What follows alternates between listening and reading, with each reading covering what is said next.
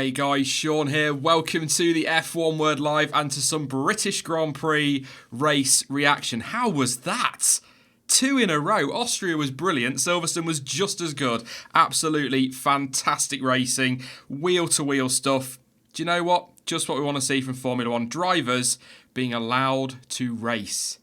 Yes, what were we all bitching about the other week about drivers not being allowed to get on with it. Steward's getting involved and here we are, absolutely loving it. Formula 1 dead?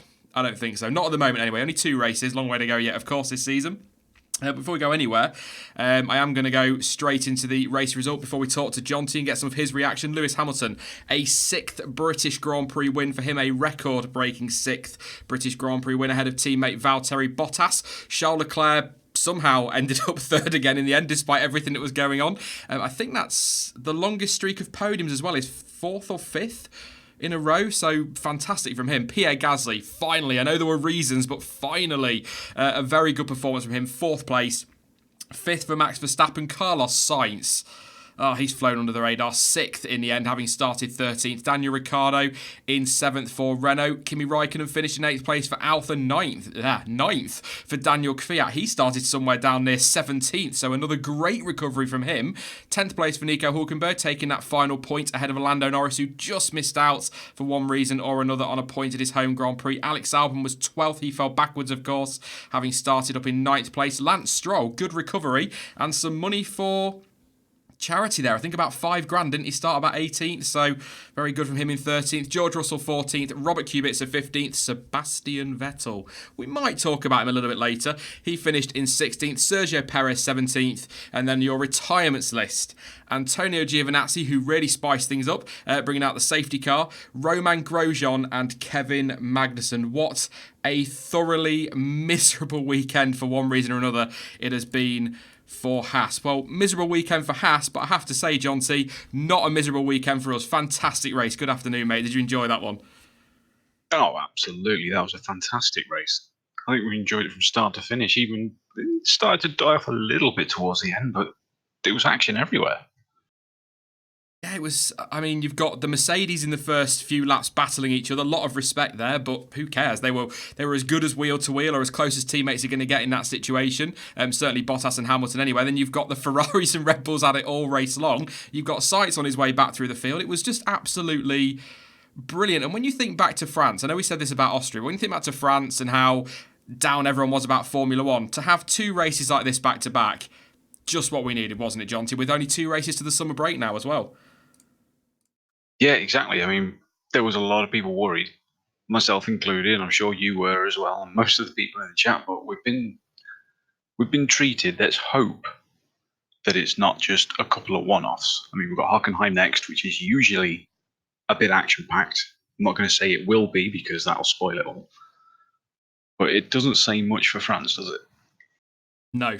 That's maybe on a conversation in the summer break, maybe get together on a live stream on a Wednesday or something and discuss some of the tracks that maybe need to go from the calendar based on what we've had in the first half of the season. Might be a good discussion. Obviously Hungary after Germany, but we do get Belgium after the summer break, and that tends to be pretty decent as well. So yeah, I'm feeling much better. I agree with you. After France I was a little bit why bother, but it's I mean, the championship, very quickly, it's still done.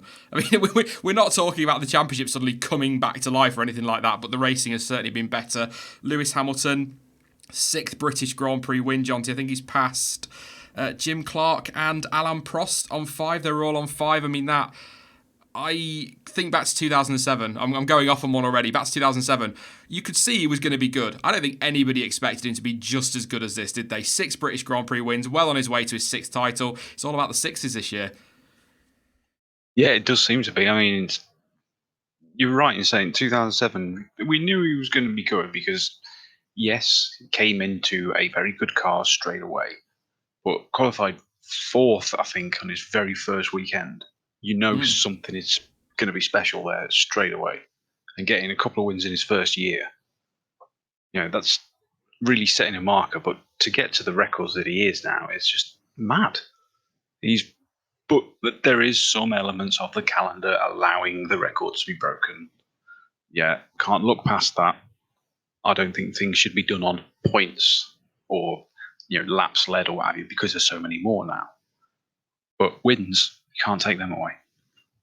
No, it's unbelievable. I mean, I think I thought it was done anyway. He just seems to be cruising away with this championship, which, no disrespect to Valtteri, he's a tough teammate to fight, a bit like with Pierre Gasly and Max Verstappen, isn't it? At Red Bull, really tough teammates or a tough teammate to live up to. But that first few laps, Bottas and Hamilton, I tell you what, if that had been Hamilton and Rosberg, that was ending in tears. I don't think many people would have expected that to have gone as many laps as it did without contact, but a lot of respect between the two of them, and great to watch. But whilst they were racing each other, Jonty, you'd think, oh, they're going to cost each other time. They were just disappearing, despite the fact they were side by side. And that little moment, Lewis Hamilton going for the outside of Brooklands, and then Bottas defends really well. Then Hamilton goes around the outside of Luffield, one of my favourite moves to watch drivers pull. It's great when that comes off. Crowd go absolutely mental. You can barely hear the cars over the noise of the crowd on TV. And then through Copse, Bottas just casually back up the inside. I mean, that's what we want between teammates and between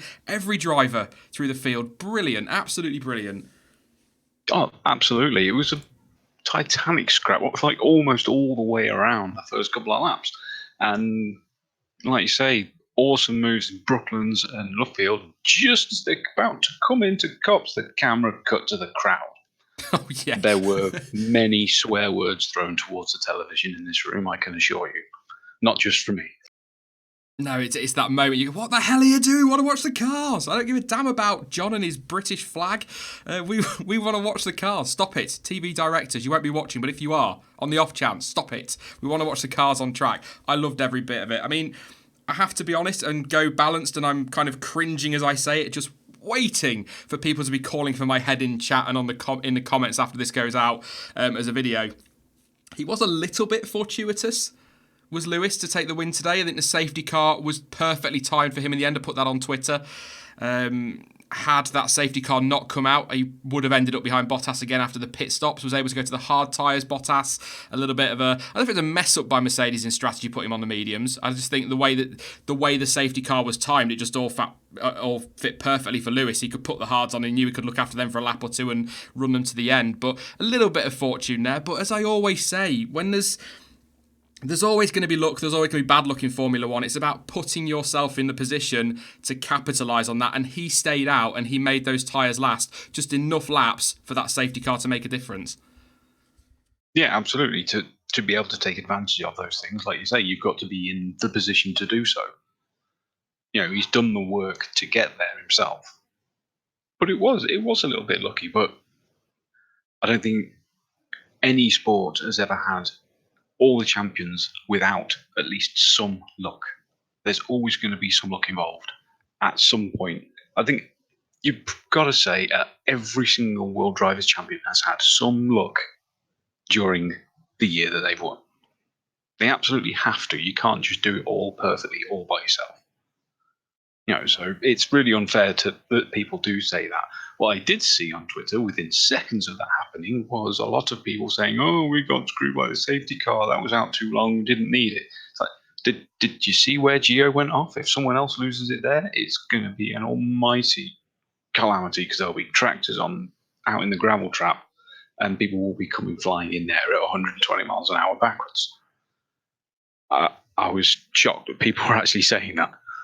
Yeah, I absolutely agree. Safety, and luckily there were no other incidents down at that corner. Actually, very quickly on Giovinazzi, who triggered the safety car. I just saw somebody asking in chat, was it a mechanical issue or run out of talent? When I look back at the replay, or not the replay, when it was live, his right rear tyre looked to be flailing. And when you listen on board, something breaks on the car just before he spins. So whether that is a suspension issue or even a puncture, I'm not sure right now. I will have a look on Twitter whilst I'm saying that, but as far as I would not say that was a mistake from Giovinazzi looking at that incident. No, you're quite right. When the first shots we saw was him in the gravel and the tyre looked to be off the rim. Yeah. But it didn't look entirely like a puncture when they showed the onboard replay. But there was definitely something that went there. That was not him just getting it wrong. After the race, Toto Wolff was asked by Sky, because they love to do this, straight in with the question, has Bottas done enough this weekend to save his seat, was pretty much the question. Toto Wolff was sort of giving it the usual, he's doing what he needs to do and all of that. Do you think I can't see him turning this championship around. I know one DNF and things can easily swing, but when's Lewis going to DNF? He just doesn't seem to do that, does he? Unless it's a big mechanical issue, and generally that affects both cars when there is one. Do you think he's done enough so far this season, a little off topic from the race, I guess, to warrant keeping his seat for 2020? The only reason I'm asking that to you, Jonty, is because I read on Twitter, and I forgot to look this up again. I said this the other week. I read on Twitter that the deadline had passed of the 1st of July for them to take up their option on Bottas. I don't know if that's true. I don't know if it is true. That is just something I read from somebody on Twitter, a journalist for somebody. I can't remember. I will try and find it and I'll try and share it on Twitter. But do you think he's done enough? Would you keep him if you were Mercedes? He's absolutely done enough to keep his seat. He's not been perfect all year, but he's been very, very strong in several races by winning them. And you could quite easily argue that without the safety car, he would have won today. It would be disgraceful if they got rid of him, quite honestly, unless he does nothing but DNF for the rest of the year by his own fault. It would be wrong to get rid of him. Also, I suppose to throw in there, whilst he's performing like this and they're cruising away with both championships, why disrupt a winning team? Why do you need to go and throw a knock on a Russell, dare I even speculate, a Verstappen into that car? Why do that if you've got a team that works? Because it does work. Yeah, it does. And the joy they've got at the moment is that they know they can let them fight, therefore silencing the fans who complain about team orders and all that stuff without them tangling, at least so far. They always have that good respect, giving the racing room and what have you, and having clean racing. They certainly wouldn't be doing that if Rosberg was still around.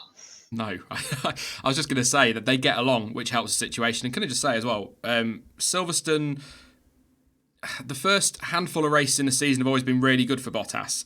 But we've gone through some races where he's not been particularly brilliant in the past, and he has performed. Yes, still been behind Hamilton, but he's still performed, so that's a really good sign. And as we get to races like Russia later in the year, where he loves that track, I'd keep him. Nothing against any of the young drivers that could take that seat, unless, like Jonty says, if he starts smashing everybody out and himself out in every race between now and the end of the season, I'd probably reconsider. But I just can't see any reason to get rid of him. But we're gonna move on from Mercedes. Massive congratulations to them and to Lewis Hamilton. Fantastic results. All in all, I don't think I've missed anything with them, but if I have, sorry. There is a proper review that will go out tomorrow. This is just us reacting to what we've just watched, which is quite hard to stay calm because it was brilliant. Charles Leclerc. I went through the result at the start, Jonty. Somehow ended up third again after everything that went on. He drove brilliantly defensively today. Him and Verstappen. We said after Austria that was the catalyst for the next 10, 15 years of Leclerc versus Verstappen. If we can have that every single weekend over the next 10 years, we are big winners. That was epic between both drivers. Wheel banging, lots of argy-bargy. Oh, brilliant. And I love the fact that Leclerc, after the penalty wasn't awarded to Verstappen in Austria, kind of said, okay, fair enough, I get it now. We're allowed to do this, so guess what? I'm going to do it. And he did. Fantastic racing. Yeah, and showed he wasn't afraid to properly get his elbows out. That was the best thing. On Twitter, I asked it to Mark Priestley, saying that Leclerc has shown that he can be ruthless if he needs to when defending today. I didn't see any replay of it, unfortunately. They showed lots of replays of Leclerc and Verstappen around Brooklands Love Field. But then as they're going around Cops, and Max was on the outside, Leclerc didn't pull over to give him room. It's like, no, you put yourself there. I'm just going to sit here and not let you back on unless you get past. It was ruthless but fair in a way, because Max had put himself in that position. It was up to him to get out of it. Leclerc just didn't move. It was brilliant, and we didn't get every replay of it, unfortunately. I'm going to be Larry for a change. Why not? Interesting point in the race. Verstappen tried to go down the outside of Leclerc. Leclerc ran him out of road, just as Verstappen did to Charles in Austria, and Max conceded the corner, and they didn't collide, Jonty. How bizarre. Yeah, it's almost like someone's been doing this a bit longer. It was so similar to Austria. It does make you think that maybe the Austrian incident was just a little bit of hot-headed inexperience that caused that, more than anything else. It was for a bigger result as well, I guess, wasn't it? It was a couple of laps to go. It's for your first ever Formula One win. You probably are going to leave your car in there when you think about it in hindsight. I just like to be a little bit Larry for all of those, saying if Max was in that position, he would do the same. Turns out he didn't. I'm not saying he hasn't in the past, but he didn't this week. So there we go. I want more of that.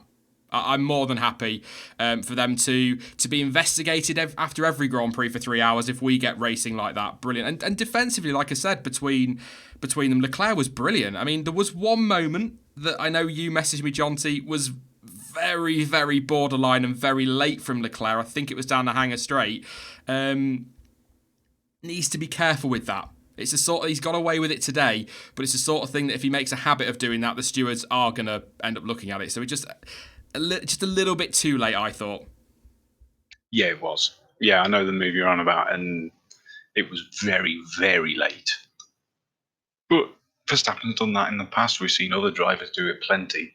You just don't have to do it too much before you start getting in trouble. It's almost like the stewards will let you have one, but you've got to pay attention to not do it again, or else they'll start slapping penalties on. Martin Brundle did say actually in commentary that he thought there should be a flag that's put out to say to a driver, all right, that's right on the line, don't do it again or you'll get a penalty. And at first I thought, what a great idea. And then I thought, well, isn't that what the black and white flag is? Isn't that a warning flag? Yeah, true. But maybe it could be something specific for that, because that's usually the main complaint when these battles are going on. Yeah. Is the moving in the braking zone. So maybe if they have red and yellow, exactly the same as the black and white, diagonal stripe, so that they can tell the difference. It's a case of just watch it, we're paying attention. Yeah, absolutely. I think, something specific, because the black and white flag can mean anything, can't it? From track limits to getting a bit too punchy. But yeah, it's just an interesting point made by Martin. I'm sure we had one, but I think, something a bit more specific that will relate to a driver or relay to a driver what they're saying. Because a black and white flag, they could be like, oh, what did I do wrong? Was it that I ran too wide at that corner or the other corner? Can I say as well, track limits, stewards didn't investigate any of it. Ricciardo, I think there was a moment at Brooklands and Luffield where I think commentary went, oh, was that a little bit...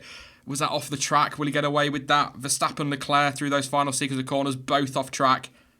That's fine. I think in those situations, if you are cutting a corner to overtake a driver, then yeah, maybe. But if you're wheel to wheel like that on a track that's got stupid amounts of runoff, then I think that's totally fair. And unless you disagree, Jonty, I'm going to move on. But I think I don't agree with any penalty there at all.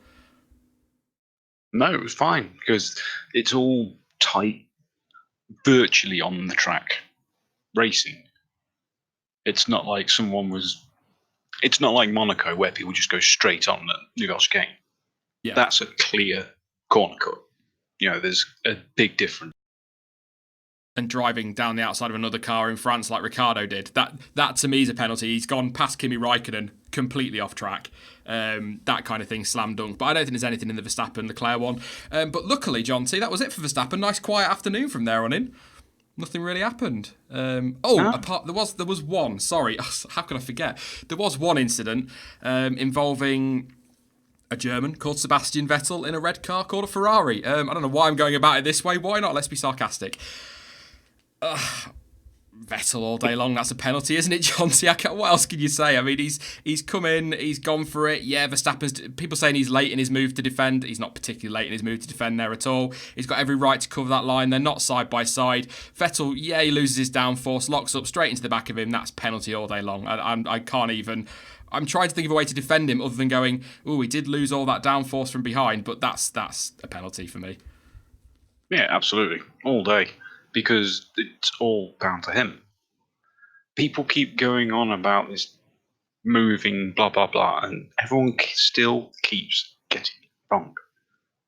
It's very clearly defined that it's move to defend and retake the racing line. That's how drivers do it, or hold your line, whatever. And Max's move to defend was halfway down the straight. Vettel had 300 meters to choose which side he was going to try and overtake, and didn't move. He just stayed behind him and then went, oh, I'll probably better brake soon, and didn't. It was very, very bizarre. There's a lot of comparisons being drawn to Baku, but I still think there's quite a bit of difference. Because Baku, they were right against the wall. Here, one side he's got not enough room on the track, but there's still acres of grass, and the other side he's got 8-9 meters of track. It's not like he didn't have anywhere to go. I completely agree. I'm just thinking in my head, when Leclerc went around the outside of Verstappen there, Verstappen went to cover the inside, Leclerc didn't go into the back of him. So probably not as close, but I think that's a penalty. I've seen some people say, Vettel came off the worst, so he shouldn't get a penalty for that, and he's already 17th, why give him another 10 seconds?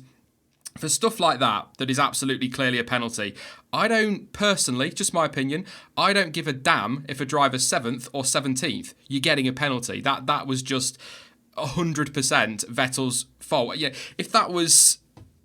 if they'd have been a bit more side by side and Verstappen had pushed him off a little bit and then there'd been contact and they both spun off, then maybe not. You can look at it differently, but he's just slammed into the back of him, all locked up. He's out of control of his car. So I don't care where he is in the race. It's a 10-second penalty. And I said the same after France last year, when people saying, oh, why give Vettel a penalty? He's had to pit for a new front wing. He's down the back end of the grid. Yeah, but he affected Valtteri Bottas' race in that incident as well, so he should get a penalty. And at the end of the day, he's at least, in my view, cost Max a podium. And possibly, with Bottas having to pit again and with the pace Max was showing, a shot at second place. I think even if he got second through the pit stop for Bottas, I think Bottas would probably have got him on the soft tyres anyway, but the chance was there for second, and that the stewards can't just dismiss that kind of thing. Yeah, exactly. Max did nothing wrong and got wiped out. Almost certainly lost a podium. Possibly lost second. That it has to be punished. You're quite right. And it's very telling on Vettel because it's another self-induced mistake. Almost How 12 many months is it on now? since Germany last year. Yeah, I'm seeing people in chat. I've had people on Twitter saying it's wrong to write off Vettel, say he's done, he's just going through a rough patch. That's a rough patch for a year. An entire year. And for other people asking, he did get 2 points on his licence. Silly season content is going to start on the channel soon because we are into silly season, partly thanks to Eddie Jordan and some of his claims. I'm going to sling a hand grenade in there, why not?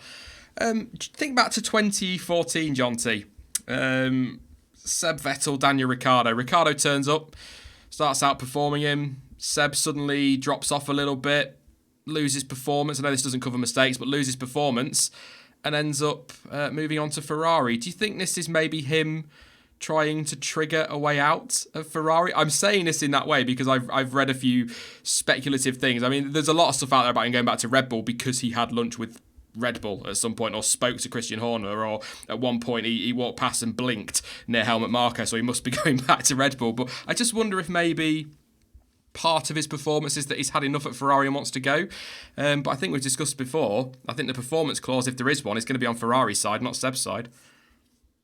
Yeah, he pulled a lot more weight at Red Bull because, there's no denying that he was, depending on your persuasion, a great driver. Yes, the Red Bull was amazing, but he still had to take it there. So we constantly made the comparisons in the past of why wasn't Red Bull always right behind him if it was all the car.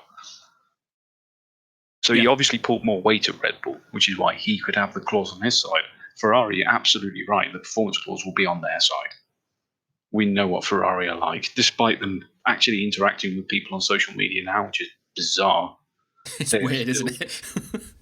They're still very, very tightly controlled and very much almost a dictatorship. They call the shots. No one goes in there demanding stuff. No one.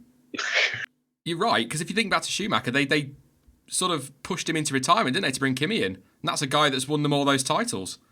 Yeah, exactly. Off the back of two not terrible, but not perfect years compared to the previous 5 perfect years. Yeah, he was championship contender right down to the wire in 2006, wasn't he? So, Sean fanboying over Schumacher again. But back to the point, I suppose. Let's not go back too far. I have to say, I'm going to say this now to cover off comments later because I'm going to have to, otherwise I'm going to have to type this a million times. That's an exaggeration, but you get what I mean. I know that's BS. I do not think Vettel's trying to find a way out of Ferrari. I just like to try and look at every side of the argument. But I think, what was Eddie Jordan's rumour, just very quickly on silly season? I think Hamilton to Ferrari for 2020 and Verstappen and Vettel to Mercedes for 2020. I mean, whatever he's drinking, I wouldn't mind some of that. I mean, that Vettel and Verstappen? Nah. As much as I was a massive Jordan fan back in the day, I tend to just turn my brain off when Eddie Jordan starts speaking these days because I'll probably get more sense out of the cat. just having a moment. I mean, he's got a few things right in the past. I think he got his age right at one point and his surname. But yeah, he's all right. He's just some of his crazy stuff. Pierre Gasly, though. Let's talk about Pierre. I said at the start, yes, I know Max Verstappen and Vettel's incident has put him in 4th place. He bloody needed that this weekend, Jonty, didn't he? If there is one driver on the grid that needed a performance, it was Pierre Gasly. And even prior to that, he wasn't a million miles away off his teammate in qualifying. Yes, 0.3, but if you think that Max has got to be worth a couple, call that a 10th. He was closer in the race. He was good with his defensive driving. He was willing to go wheel to wheel with people around him. Much better performance. Just ignore the 4th place. That's a brilliant result.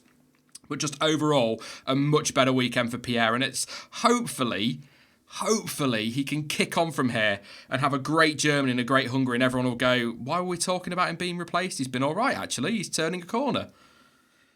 Yeah, absolutely. He was fantastic today. Yeah, like you say, 3/10 off in qualifying isn't brilliant, but it's a lot closer than he has been. And today, he was going for everyone. It was fantastic.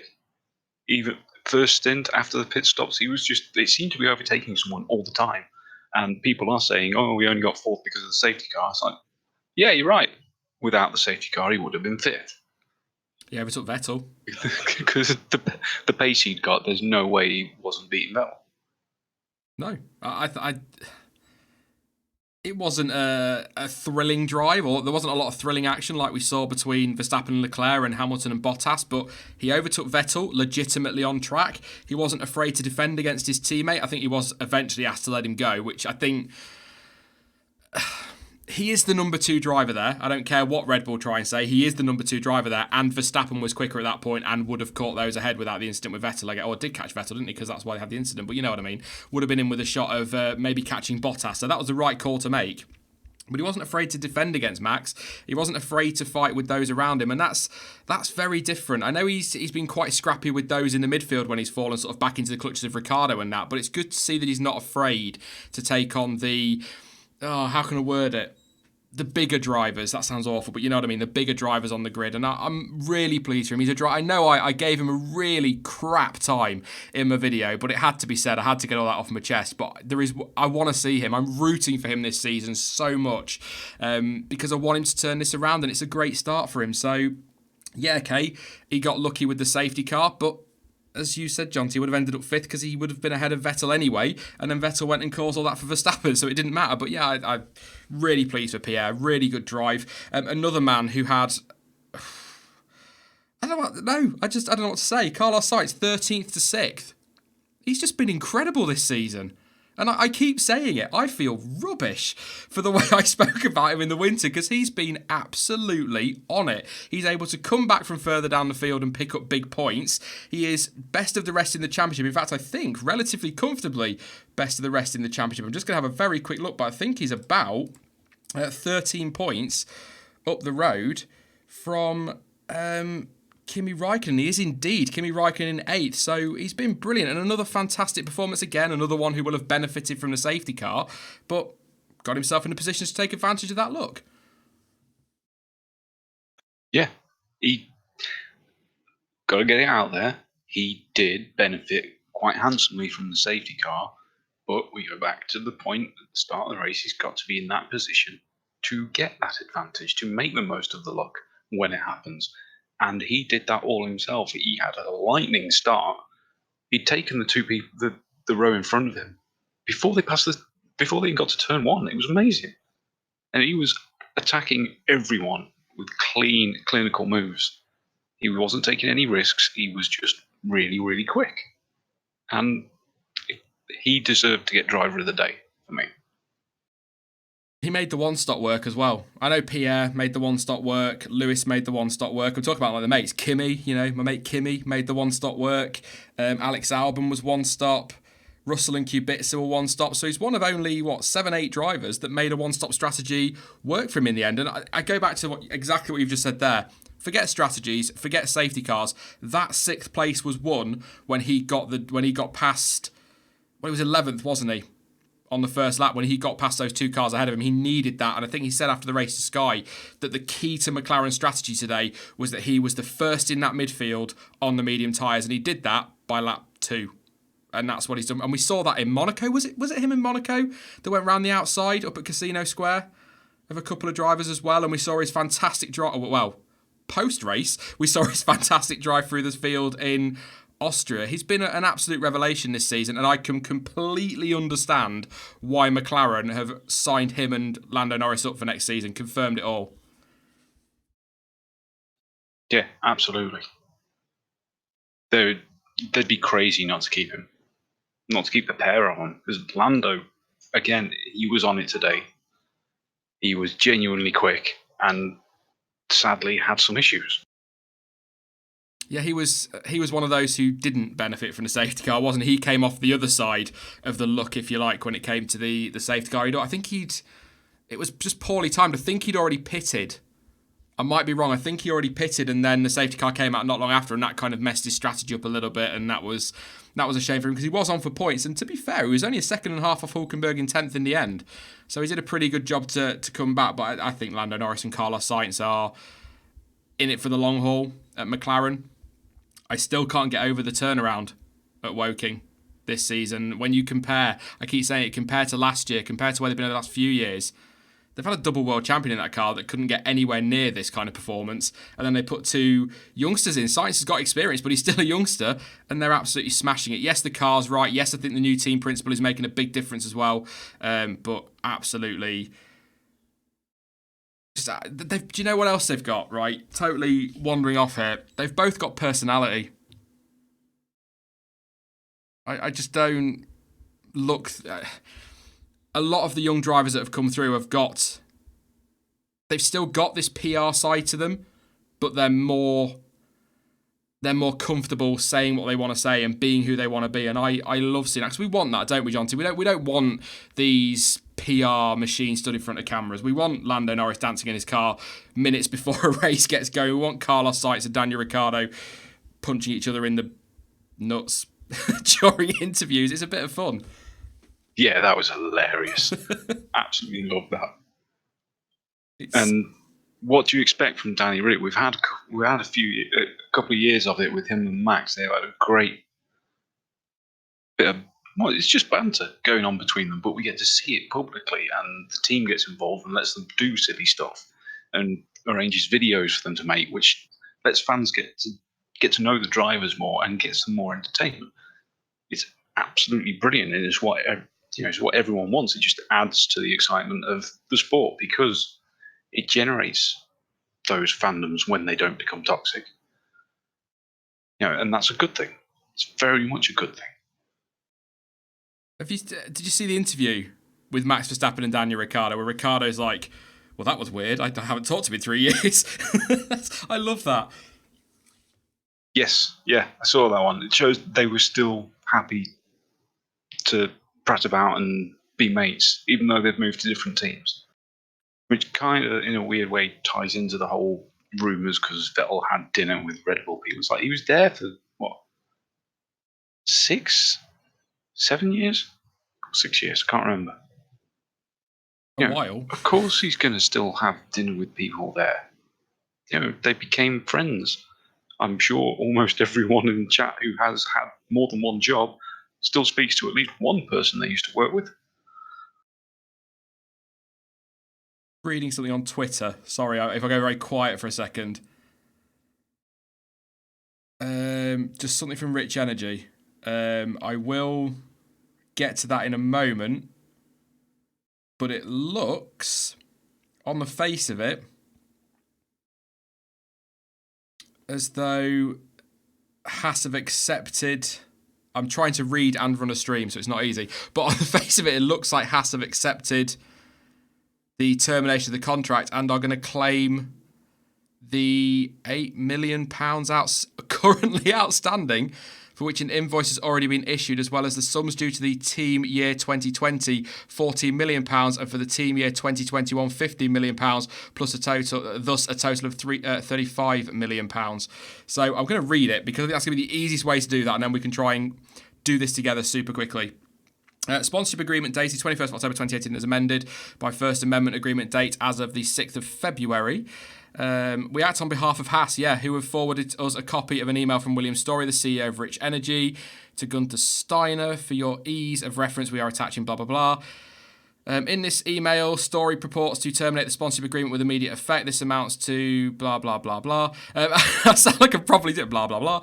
Our client has elected to accept this and claim damages. The first date on which Rich Energy would have been entitled to terminate the sponsorship agreement lawfully lawfully is the 1st of December 2022. Our client is therefore entitled to recover by way of damages from Rich Energy. I'm not smiling, I've got wind, that'll do. The £6 million currently outstanding, for which an invoice has already been issued, as well as the sums due to the term year 2020, 14 million. A total of £35 million. Good luck with that. They've got about £27.50 and a bag of crisps between them. For the sake of completeness, we deal with 2 points raised by Mr. Story in his email. The first is that he alleges major issues with our agreement and the performance of the team. There is no basis in the sponsorship agreement on which Rich Energy are entitled to terminate the agreement based on any performance criteria of the Haas F1 team. Story also refers to the Rich Energy stag logo being removed from the F1 Racing Canada. As Rich Energy and Mr. Story are well aware, and we as fans are all well aware because they put a statement out saying it, the stag device was removed following a decision in the High Court in London that Rich Energy and Mr. Story had breached a copyright in this logo belonging to ATB Sales Limited. Also, I seem to recall, Jonty, didn't they put out a statement saying that they'd asked to have the stag removed from the car so that Haas didn't get sucked into all this argument? Yes, they did ask that. So it's absolutely ridiculous. So we are instructed that if a payment of the sum of £35 million is not received by way of cleared funds within 14 days of the date of this letter, our client will consider itself at liberty to issue proceedings without further notice. And this is a company, Jonty, that are already set to face a winding up order from White Bikes. White Bikes. Yeah. It couldn't happen to a nicer person, could it, quite frankly? What a prat he's been this weekend. So there you go for those asking. I've just read that for those that wanted to know. Basically, Bye, you big furry band. Yes, I mean, you did it less tactful than me. But yeah, I was going to go with prick, but there you go. Yeah, 35 million they've got to pay, so we'll leave it at that. We'll talk about, I think we should get together, Jonty, for a proper stream at some point in the midweek and really say what we want to say about Rich Energy a bit more, but we'll leave it for this. It's a race reaction, but just wanted to clear that because that is breaking news. It looks like Haas and Rich Energy are done. Surprise, surprise. And Rich Energy, who couldn't pay the 35,000 to White Bikes, have now got to find 35 million and 35,000, so that company is going under. Racing happened. Renault once again beaten by McLaren today, Jonty, with Carlos Sainz in 6th, Ricciardo 7th, Hülkenberg 10th. But it wasn't the same as we've seen in previous races where McLaren have just breezed past them and disappeared. There was some great scrapping between them, and actually Daniil Ricciardo only 0.7 of a second behind Sainz in the end. So it looks as though Renault are coming back, certainly in the last few races, and are starting to challenge for that 4th place. I reckon we've got a very tasty scrap between them two for the rest of the season. Oh, yeah, very much so. And it's worth noting that certainly Lando, possibly Sainz, and I think both of their own team were using the upgraded power unit this weekend, which seems to have quite clearly been a big step. And that can only mean good things. I mean, for the first, quite a lot of the first few laps, Lando wasn't getting dropped by the top 3 at a rapid pace. It was obviously dropping back, but not massively. And Danny Rick was staying with him as well. They were outclassing the other two, though. That was a point I did note. It was, I think McLaren has still got the better car overall. I'd say that. But Renault definitely making strides. We were worried about them, weren't we, a few races ago because they really hadn't got much pace at all. But Ricciardo seems to have settled in as well. He seems comfortable with the car, and I just enjoyed. They were another lot. That second, you sort of had the Mercedes battling for a bit, and then they disappeared. Then you had that gaggle of Ferraris and Red Bulls. Then you had the rest of the field separated by very little, apart from, obviously, bless them, the Williams boys. But it was good to see them going wheel to wheel in there, and I'm just very much looking forward to seeing how Ricciardo and Hülkenberg cope with the likes of Norris and Sainz, because Ricciardo will throw a dive bomb in. Hülkenberg doesn't strike me as the kind of driver that's willing to get too aggressive. I'm hoping I'm wrong because I do like Hülkenberg, but I'm just very much looking forward to seeing how that all pans out because you've got two very different dynamics in driver lineups. And I think all 4 of them offered something different to today's race. I've tried to explain this the best I can, but I thoroughly enjoyed watching that fight, and I hope, possibly against hope, that Renault and McLaren can stay this close. Alfa as well certainly seem to have found some pace over the last couple of race weekends. Kimi Räikkönen was really good in Austria, 8th again today. Where did Kimi start, actually? Let's have a look. I've got my grid up here somewhere. He started in 12th, so it's more recovery of positions again.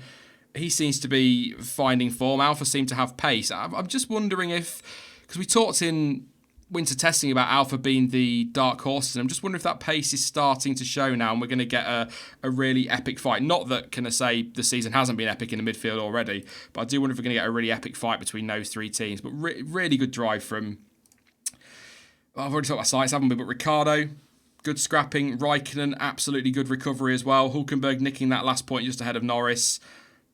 I just enjoy that midfield, Jonty. I'm not going to lie. I haven't got much to say on it, but I really enjoy just sitting and watching that when there isn't much happening at the front. I mean, there was today, but it's just brilliant to sit back and just watch hungry drivers going toe-to-toe. Yeah, absolutely.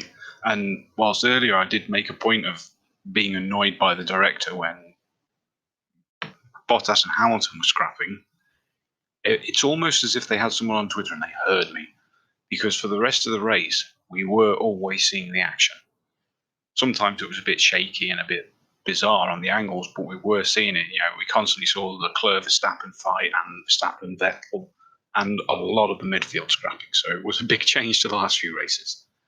But on the Alphas, we do have to remember they've got the Ferrari power unit, which can be argued is the superior right now, which could explain the Alpha pace at Austria and here.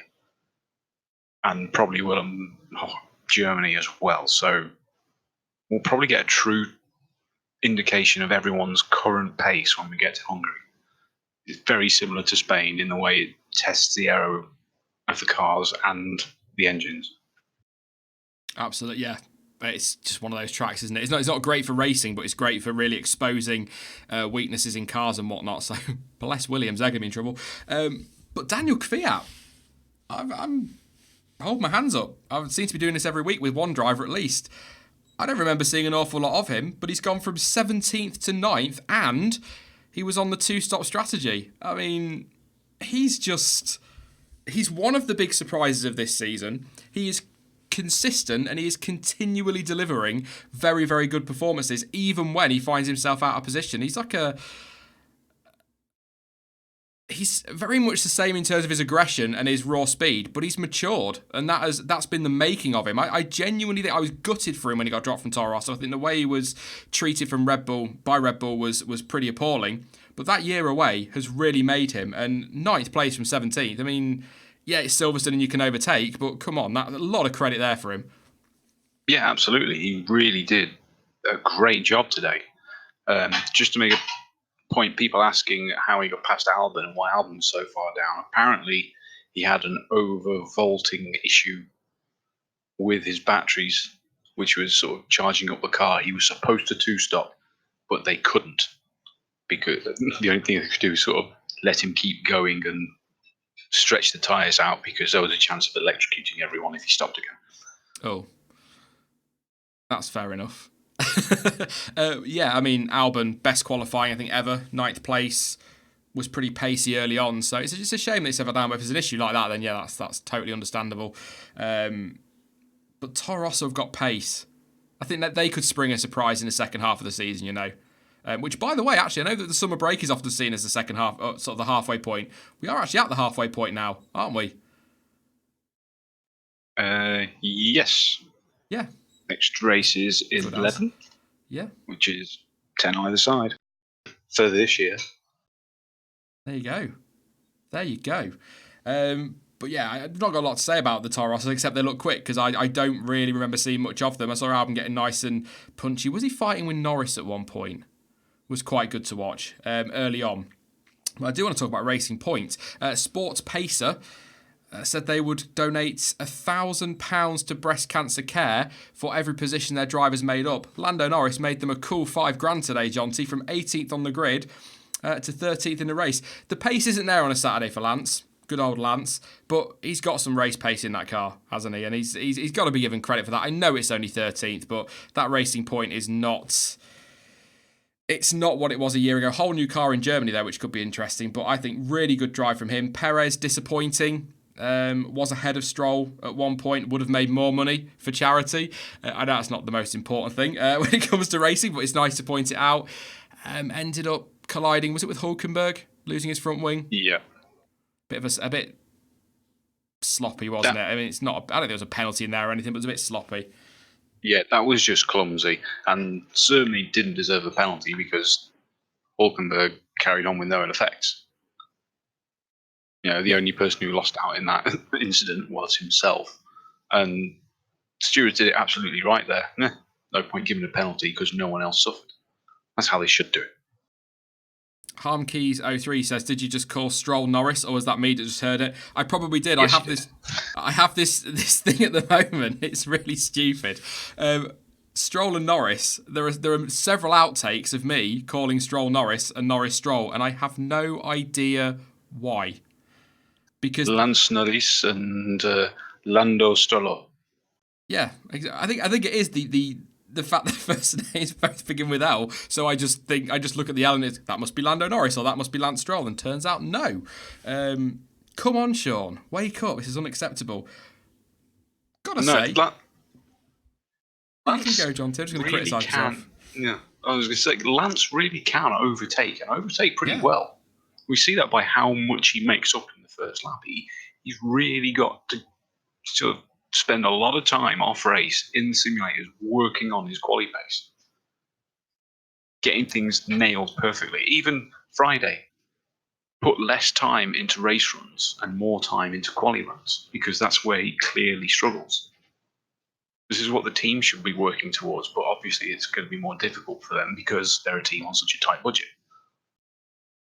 I'm hoping the new car that rocks up in Germany is going to be a turning point for them, because that is about the 1 year point where it all started to go wrong, wasn't it? Last year for Force India. We're about 1 year on from that now, when all the speculation. Could I just say, thank God they didn't end up with Rich Energy. But yeah, it was about the point now when it all started to go wrong for them and question marks about their future. So a year on, they finally got the car they want in place. So it's going to be interesting to see whether or not that's going to make a huge difference to their season. I don't think they're not too far away from the likes of Toro Rosso and Alfa. I think they are sort of just about there. And one more, something decent on the car, a decent upgrade could well see them make a leap forward. I was just having a look, actually. Lance Stroll, second, because going back to what Jonty was saying, second season in a row at the moment is topping the position change on one lap, positions gained at 1.89 for a total of 17. And I want to go back to what I was saying the other week, or last week, Jonty. Is it that he's just that good at overtaking, or is it that he's just that bad at qualifying and his car is far better than where he's putting it on the grid? Do the numbers flatter him a little bit? There's definitely a bit of both. But that only indicates a bit of both this year. Yeah. Last year, absolutely not. The Williams was still terrible and absolutely dead last. And he was still making up those places on the first lap. So he's definitely got the skills to make the moves. And you think about it, he's probably got a knack for cold tyres. Yeah. Now I think more about it, first lap.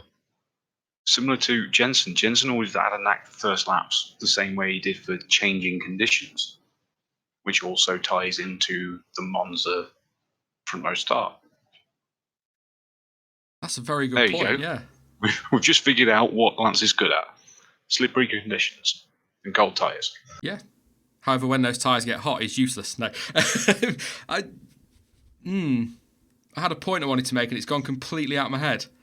It was sort of a joke, I suppose. I was going to say, he's also got the talent to be in a Red Bull. If you listen to Codemasters and their F1 2019 game, I've just got to season 2 and he's moved to take Verstappen's place at Red Bull. What? That game is bizarre with some of the transfers. Yeah, it's weird. He is not good enough to be in a Red Bull. I'll put it that way. Do you know what, Jonty? We give him stick. Not a bad day for Williams. 14th for Russell, 15th for Kubica. Yes, I know there were reasons. 3 retirements, Vettel's penalty and collision, Perez's incident, so the extra pit stop there. But best result, I think, that is for George Russell as well. So I there's not a lot to say because they didn't do much, but they were racing each other fairly well for the early stages. Kubica ended up 10 seconds behind Russell in the end, but I think 14th and 15th, again, both finishing the race. That's kind of all Williams can hope for in many ways. Well, it's one of the oldest adages or idioms that there is for all motorsport. Finish first you have to finish. Yeah. And if they're only getting those positions because people are DNF, well, hard cheese. You've got to be there you've got to finish the race.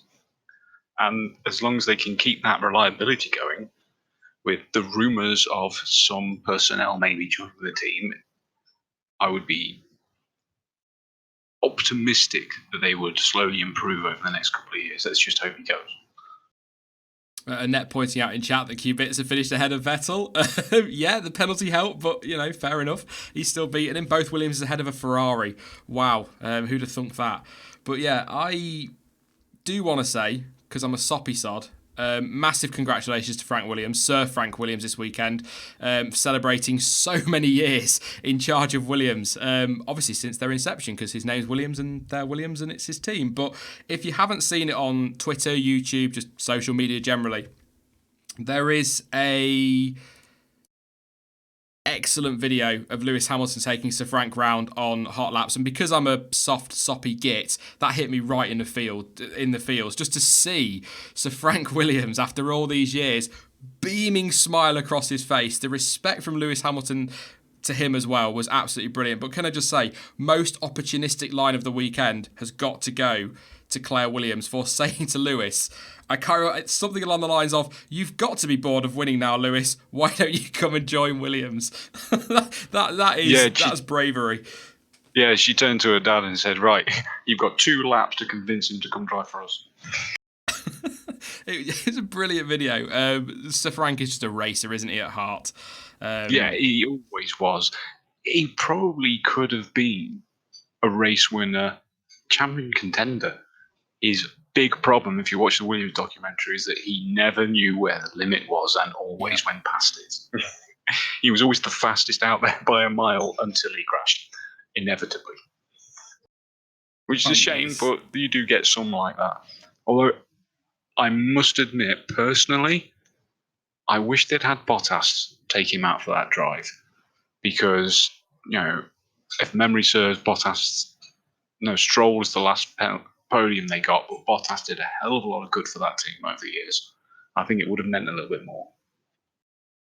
Yeah, I get why they went with Lewis, because obviously the British connection. Plus, by the sounds of it, Claire wanted a new driver. Yeah. So it kind of makes sense from Claire's point of view. It was just great to watch, and great celebrations for him, and such a huge part of Formula One, and deserves a lot. He gets a lot of respect, absolutely deserves it. 3 more drivers to talk about. We kind of talked about Giovinazzi. We think puncture, certainly something on the car. Put him into a spin, was going okay before that. Actually, again, not a bad weekend from Gio, I think it's fair to say, but just a crap weekend again for Haas, Jonty. Grosjean and Magnussen, bit of contact on lap 1. It wasn't a big drama. It was just, for me, a first lap incident where 9 times out of 10, both cars continue no problems. But when the luck is against you, and both drivers ended up with, I think, right rear puncture for one and left rear puncture for the other. Very frustrating for them. It's just been a rubbish week for them, rubbish couple of weeks. And I don't think from certain areas they deserve the stick they're getting from those certain areas. They clearly have pace in that car. We see it in qualifying. They just haven't got... They can't sort the tyres out. And if we go back to last year's tyres, they would. But as we said the other week, Jonty, everyone's got the same tyres. They need to just get on with it. They've got to find a solution to this. Clearly, going back to the Australia setup hasn't helped. What do they do? Do they have to write this season off if they can't make these tyres work? If the rumours are true that Pirelli are going to go backwards on the tyres next year? Ooh, it's a tough one, isn't it? Because they can't keep doing this. No.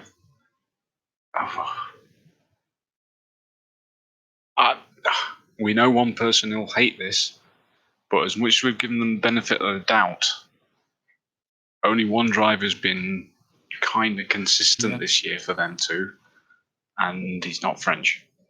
No. Agree. Today was all Grosjean.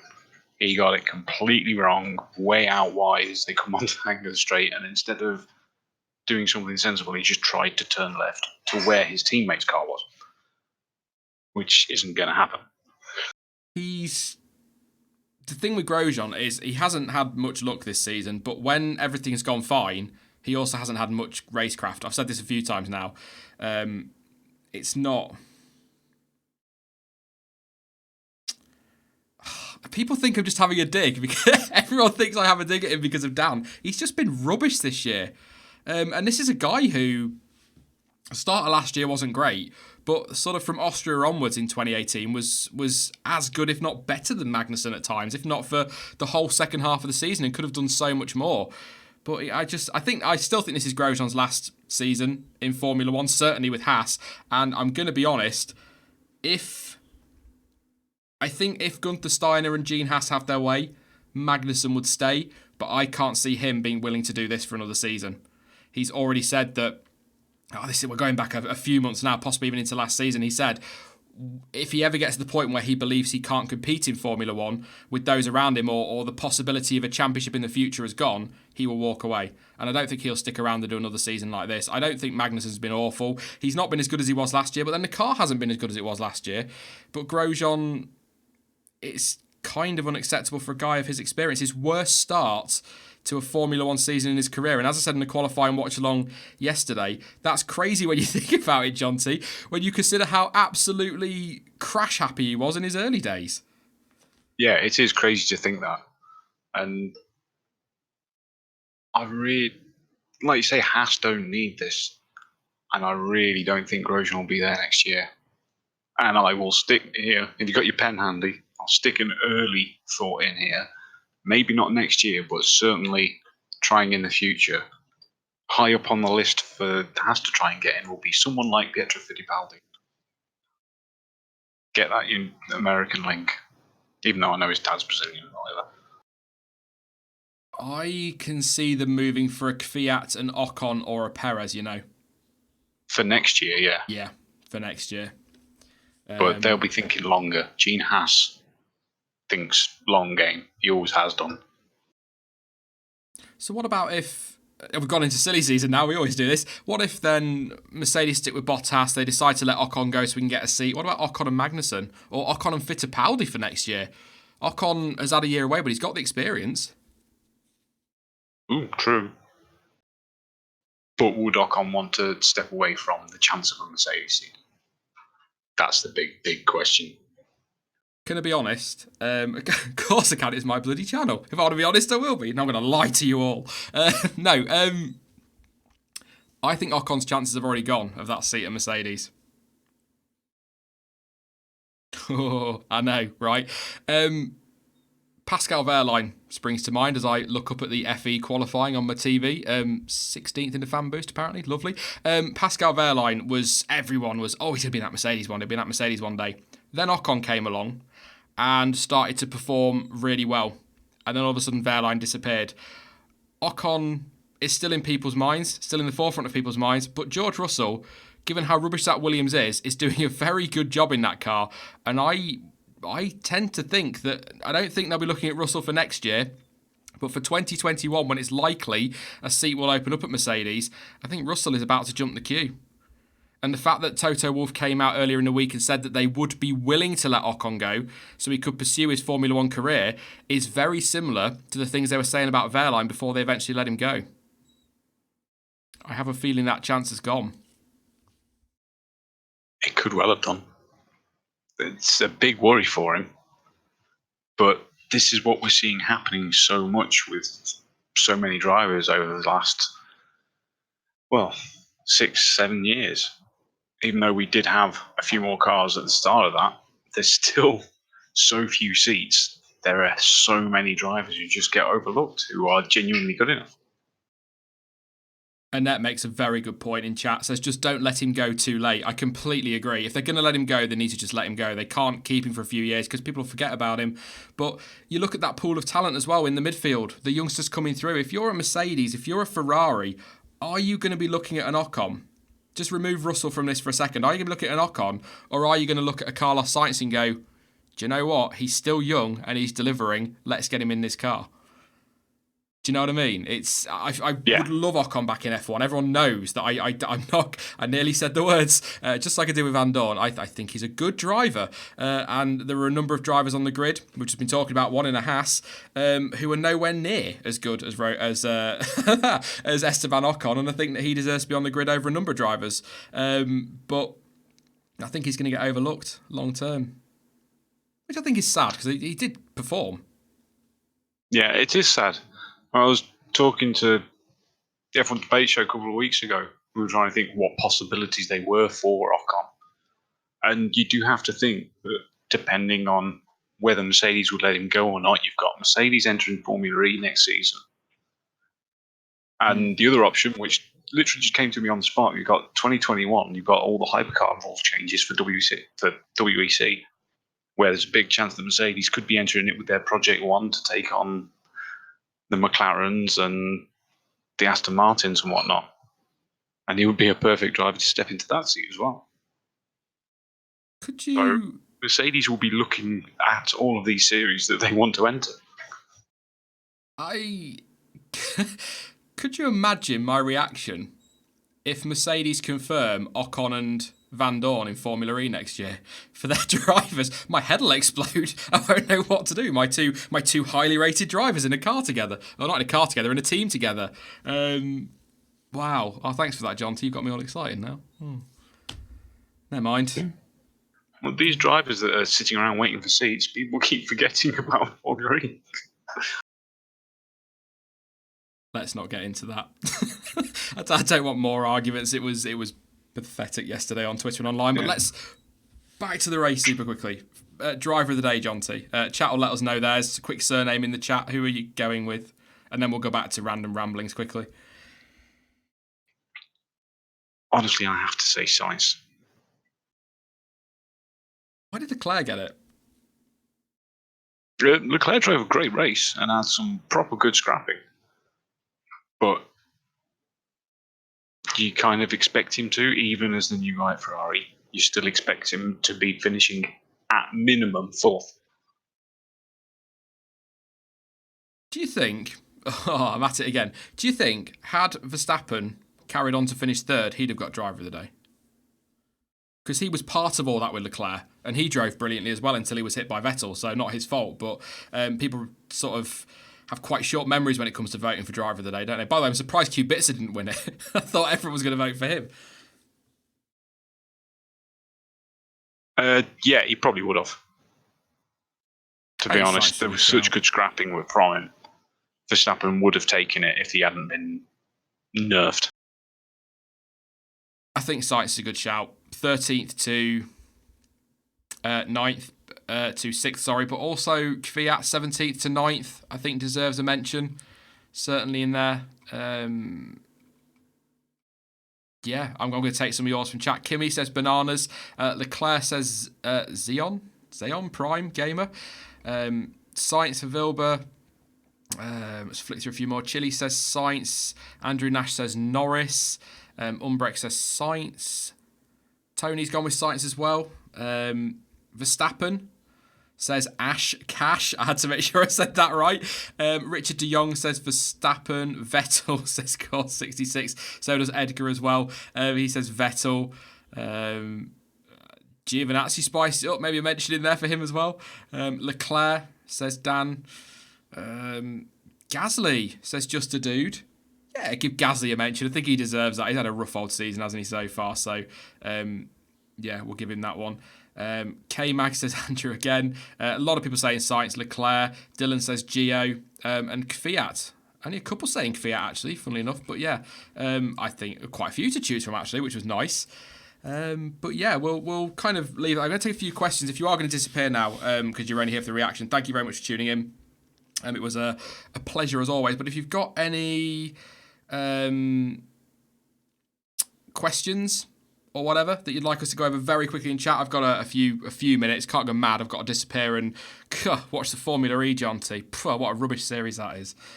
So if you've got any questions too, I'm not getting back into that. Please do throw them in chat and I'll answer as many as I can over the next few minutes. 007 says, Greg Brown, I've got to say, Jonty, the Red Bull livery this weekend looked awesome. I loved. Leave them on. That was ace. Yeah, absolutely brilliant. I wish they'd done a bit more with it, to be honest. I tweeted out I had an idea way too late because it was like after free practice 2, or might even have been Saturday morning. You remember the old rotating number plate from the DB5? They should have had one on top of the DRS flap and one underneath. So when it operated, you could see both. Brilliant. And there should have been fake machine guns on the side and stuff. Would have been awesome. Oh, screw fake machine guns. Let's have real ones. Just go back to Bernie's sprinklers. Really go to extremes. Maybe not that. Nerf gun, that'll work. Or paintball, so you can shoot the driver's visor. Oh, you could put like little targets on the cars, extra championship points. Oh, here we go. Oh, we're gonna Formula WTF. That's what we're going to create, Jonty. Just anything goes. Sprinklers, paintballing, extra points for just being awesome. I don't know. Just let's not go crazy. I could think of loads. of stuff. Somebody asked me actually what my source was for the Rich Energy news about this being terminated. It was the Rich Energy account. It's their Twitter account. They've been tweeting a lot. He did actually say in his... Sorry. Rich Energy and their rogue individual, William Story, did say in the tweet...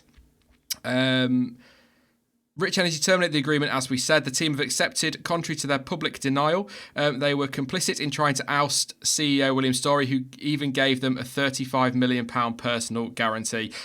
#truth. I would say #bullshit. Sorry about the language, but that knobhead has wound me up so much this weekend to the point where he's been putting tweets out. Sorry, the rogue individual has been putting tweets out, and I've just been saying, you are just a prat. People asking for a video on it. I think we should do a stream, Jonty, at some point on it once we get some clarity on what's going on, just so we can be, to be honest, just so we can be bitches for half an hour.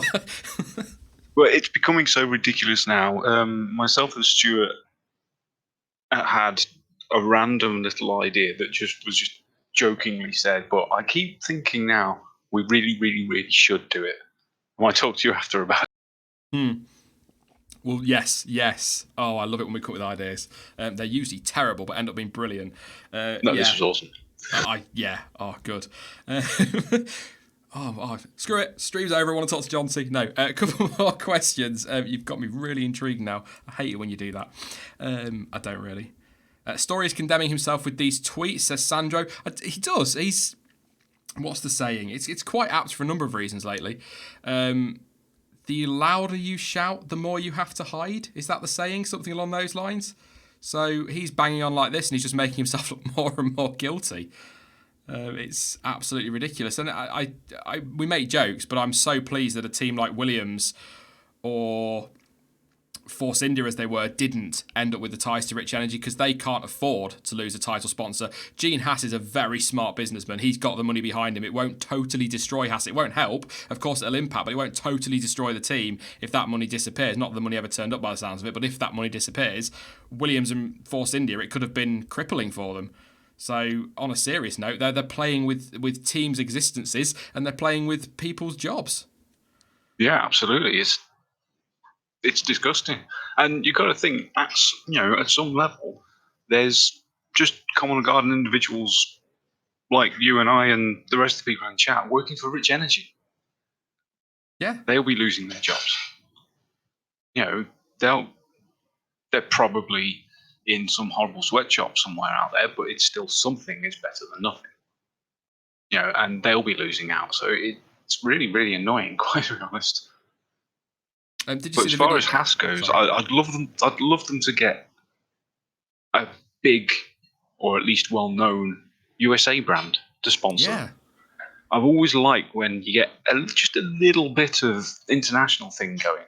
Back when the first year Mercedes came in, you'd got 2 German drivers, Mercedes team, and then you got Lewis and Jensen in McLaren. It's like, this is great. We've almost got a World Cup in Formula One.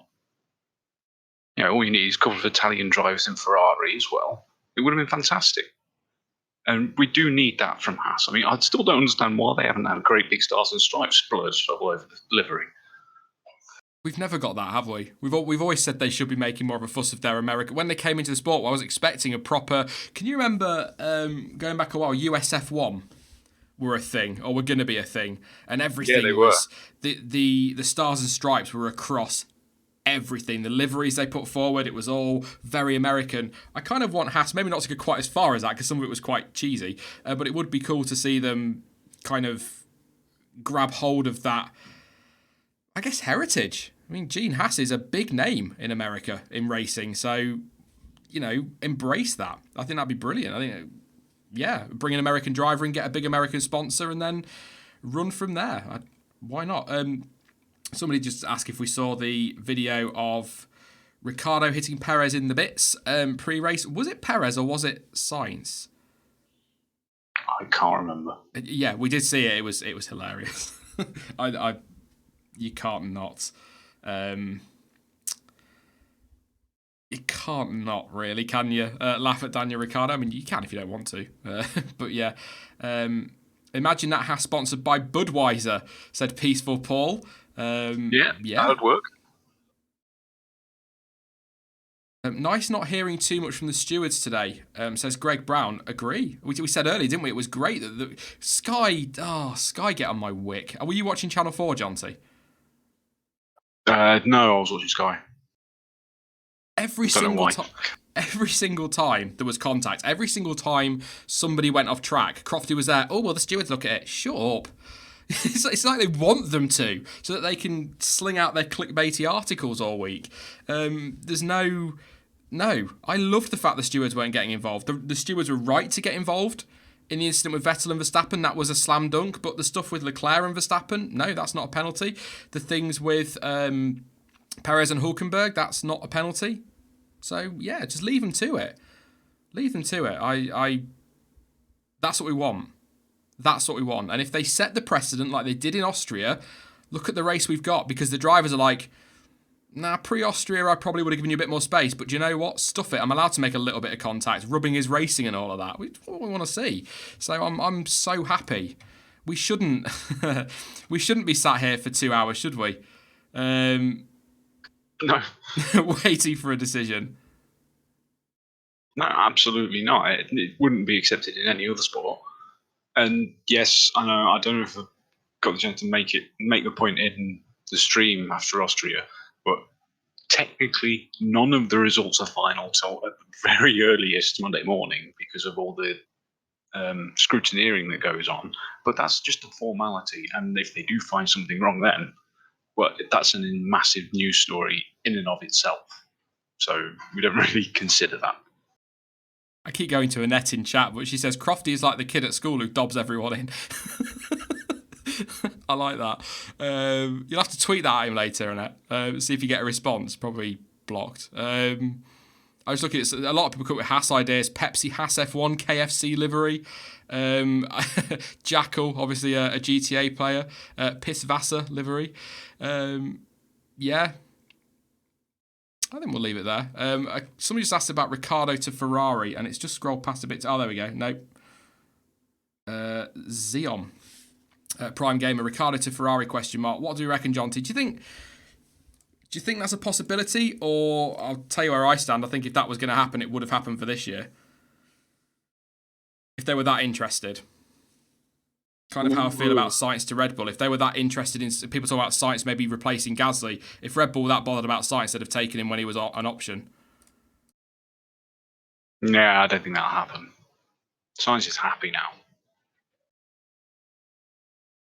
See Ricciardo to Ferrari? No, I really can't. Sadly, so many people are going to hate this. And I hate it. But I think Ricciardo's boat has sailed. Ooh. I think he's destined to stay in the midfield now. Oh, not another one of those like Hülkenberg that we look back at in a few years' time and go, oh, do you remember when he almost signed for Ferrari, almost made it into that seat, and then they changed their mind? Yeah. Can you remember when Ricciardo almost ended up at Ferrari before he left Red Bull? Almost at Mercedes. Oh, Jonty, no. I don't want that to happen. I want that to be completely wrong. But I think he's been sold a lot of promises from Renault, at least. Promises we all hope come true, so that we get at least 4 teams fighting at the front instead of 2, 3-ish. But I'm not entirely convinced Renault are capable of it. And with all of the drivers coming through that the top 3 are involved with, there won't be a space left for him. I mean, I get the warning signs are there. But just Chili says angry Aussies are coming, Jonty. Yes, if you watch this afterwards, in the comments it's at Jonty's Corner. Leave me alone. No, I get what you're saying. I don't think anybody wants him to end up in that midfield, but the warning signs are there.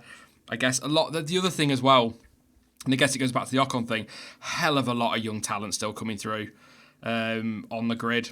People in reserve driver roles as well that some would argue could and should be on the grid. So he's going to end up getting overlooked. He's not young, is he? I mean, he's younger than me. But he's not young. He's not an 18-year-old or a 22-year-old, is he? So teams tend to look now for the long term and build for the long term. Got Red Bull, Max Verstappen, Ferrari bringing in Leclerc. Actually, I'm going to put a question forward to everybody in chat. With the last thing I ask, I promise. Super quickly, give me a response. Do you think Charles Leclerc is now Ferrari's number 1? Because he's only 3 points off Sebastian Vettel. Vettel is he's making a lot of mistakes this year. He made a lot of mistakes last year. It is almost 12 months on since Germany. He's not won a race since Belgium last year. Are we looking at the end of... I suppose actually a better question is, are we looking at the end of Ferrari and Sebastian Vettel? Maybe not this year, but certainly for 2021, as in, are they going to renew his contract? I suppose actually saying that, Jonty, if he wins the championship in 2020, they probably will. But at the moment, I can't see them keeping him on. No, I can't see them keeping him on either.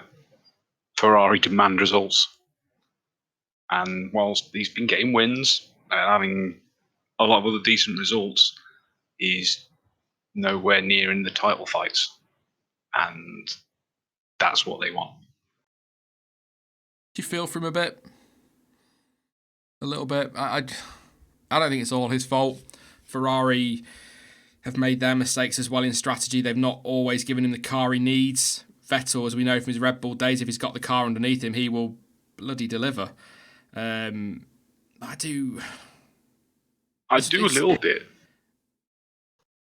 But one thing after another, isn't it, for him? It just constantly, it's if he performs, the team aren't performing, and then if the team are performing, he's making mistakes. It feels like it's just snowballed since Germany last year. Yeah, it really has. But the big problem there is that teams will make mistakes, and the teams do their best to try and make up for that and what have you. But there's a lot of times when the team makes mistakes, but it's only an inconvenience. There have been a couple of times now where he's been on for wins and thrown it in the bin. Completely unforced errors as well. That's the big problem. Do you buy into the theory? Again, Sky talk about it a lot. I think Damon Hill said it a few times. I think Martin Brundle as well. If he gets a win, do you think that will really pick his shoulders up? He'll lift his head up again, and that'll give him the confidence boost he needs, and we might just see the Sebastian Vettel that we know is in there somewhere. Or is it too late? It's a hard one, isn't it? I don't think it's too late, because that can certainly happen. What year was it for his Red Bull title? Was it 2013 or 12? No, 11 or 13, when he'd actually been sort of even and scrapping for the first half of the year, and then the second half of the year had one really good race and then won the next 8 in a row. Well, so yeah, that was 13, wasn't it? He record run at the time. He might even still be a record run. Won them all, didn't he? And it had been quite scrappy for the first half of the year, and then all of a sudden he had that. He had a couple of wins, but he got that. Though he got one, I can't remember which race it was, but he had like a stupendous drive and then utterly dominated the rest of the year. So it can happen. He can do it, and that car is good enough. I will say, on silly season, the speculation around, I will be shocked if there's any changes at the top two, if you like, Mercedes and Ferrari. I don't expect changes there. I think they'll all see out their contracts. I don't think Leclerc's going anywhere anytime soon.